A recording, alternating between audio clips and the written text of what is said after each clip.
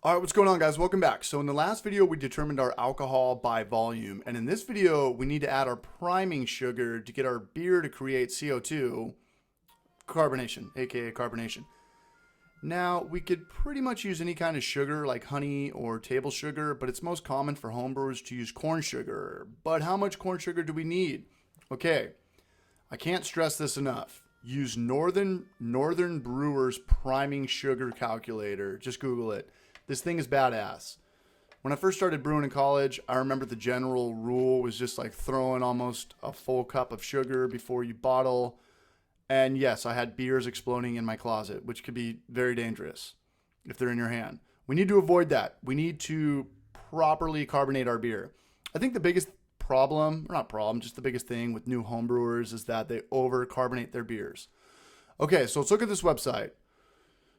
We have our sugars down here, corn, sucrose, etc. Okay, we've got this form, desired volume. Or, yeah, just use the or over here. Let's click on this, scroll down. We are doing a English brown ale. Current temperature of my house is about 71, 72 degrees right now. How many gallons? Well, I'm just under 5, so I'm going to write in 4.9. Okay, so the measurement I'm looking for comes up in ounces, not in cups. We want it in ounces. So about 3.4. Your number might be a little bit different than mine, but don't fret. Just make sure you're not putting in 10 ounces of corn sugar per 5-gallon batch of beer. That's when you're going to get your exploding beers. Okay, so now boil 1 cup of water. And while it's getting hot, measure your corn sugar out. So I'm going to turn this on, put my cup on, hit the tare, and fill this up all slow like until I get my magic number of 3.4 ounces.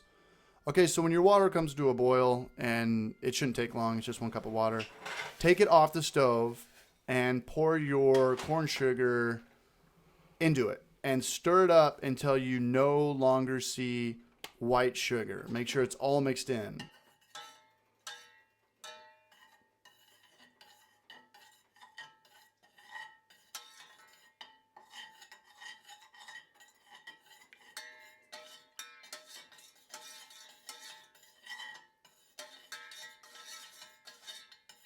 Okay, so from here, gently pour it into your bottling bucket, but try to avoid splashing as much as possible. The splashing, too much splashing could affect the taste of the beer, kind of give it that like cardboard taste. Now, I'm just going to stir the bottling bucket around just for a little bit with a sanitized spoon. Okay, so this sugar will turn into the perfect amount of CO2 for our homebrew. All right, legends, good luck with this, and I'll see you guys in